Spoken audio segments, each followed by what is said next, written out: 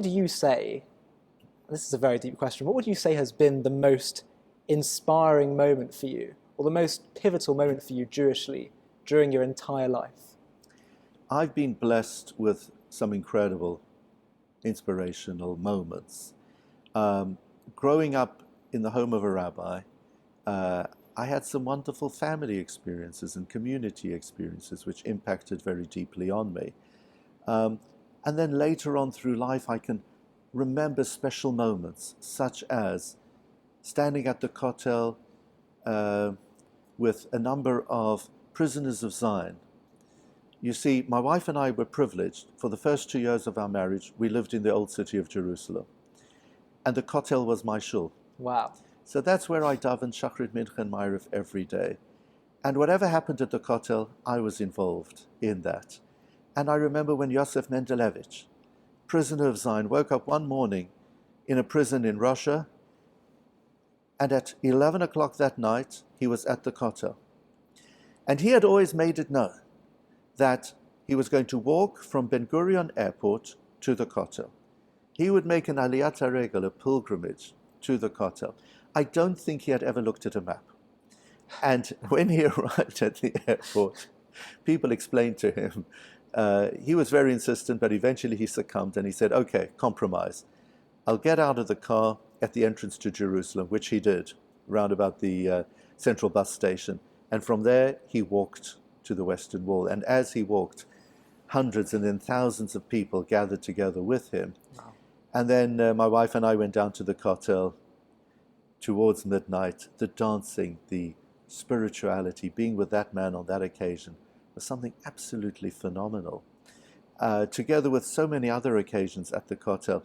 One of the highlights was on a certain Purim, just after Purim, when it had been snowing. It's actually quite amazing how in Jerusalem, often, regardless of when Purim is, the city dresses up for Purim in white. It snows on Purim. And there had been a heavy snowfall. And I said to my wife after Purim, when it came to the Ma'ariv time, I said, I'm going down to the kotel to daven. And she said, what do you mean? Nobody's going to be there.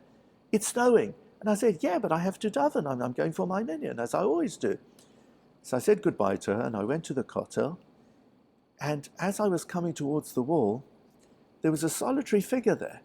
And he came running towards me, and he said, thank God you're here. Now, there is a tradition that ever since the wall has been back in our hands from 1967, it has never been left alone. There has always been at least one Jewish person there praying. And that person said to me, I've been the only person here. And then he went off. I bet you ran for it at that point. And I was left. I had the whole kotel to myself. Speak about a spiritual moment, a privilege. And I davened a very special prayer. Wow. And then I started to pray for the next person to come. I was going to say. Because, this was pre-mobile phone days. My wife would have been worried. What's happened to my husband in the snow? And then... So what happened? Eventually, I saw a figure moving towards me.